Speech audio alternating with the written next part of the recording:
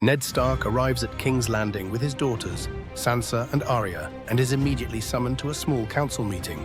Before attending the council meeting, he instructs Jory Castle to ensure his daughters are settled.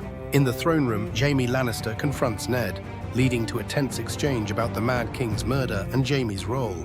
At the small council meeting, Ned is introduced to Lord Baelish and other members, where they discuss the kingdom's dire financial situation and Robert's plans for a tournament. Meanwhile, Cersei Lannister tends to Joffrey's wounds inflicted by Arya's direwolf, discussing his upcoming marriage to Sansa and advising him on how to manage the Starks. Later, Arya practices swordplay with Needle, defying Septa Mordaine's attempts to make her act like a lady.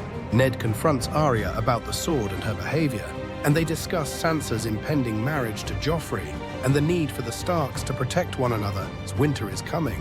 Back at Winterfell, Old Nan tells Bran chilling stories of the White Walkers. Robb tries to jog Bran's memory of his fall, and Bran expresses a desire to be dead.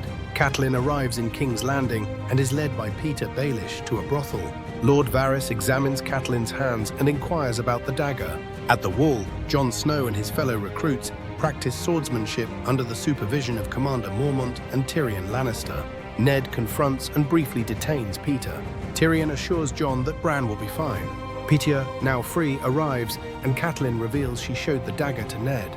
Catelyn visits Cersei after Jaime leaves her chambers. King Robert reminisces about his past battles and boasts of his strength while drinking in his chambers with Sir Barristan Selmy and later the Lannisters. He asks Jaime about how Aerys Targaryen was killed, and Jaime recounts Aerys's final mad command. The scene shifts to Daenerys and Jorah traveling with the Dothraki, where Daenerys witnesses the Dothraki's brutal treatment of slaves. Upset, Daenerys orders the Horde to halt, asserting her authority as Khaleesi. Viserys arrives and angrily confronts Daenerys for giving commands, even grabbing her throat. Rakharo intervenes, but Daenerys spares Viserys' life, instructing the Dothraki not to harm him. The scene transitions to the Wall, where Jon Snow meets with Jeor Mormont. Jeor informs Jon of disturbing reports and then departs for arranging. Later, in a tavern, Tyrion shares jokes and drinks with Jeor Mormont and Yoren. Tyrion reflects on the harsh conditions of the Night's Watch and the importance of those who keep the peace in the realm as Jeor prepares to leave. Tyrion and Bronn share drinks, agreeing to travel to King's Landing together. Jorah practices swordplay with Rakharo, discussing the limitations of the Arak against armor, and arranging for Goat to be butchered. Daenerys has her hair braided by Eyrie, who suspects Daenerys is pregnant because she hasn't bled in 2 moons and is avoiding horse meat. Jorah also makes plans to write to Quohor regarding Daenerys' pregnancy.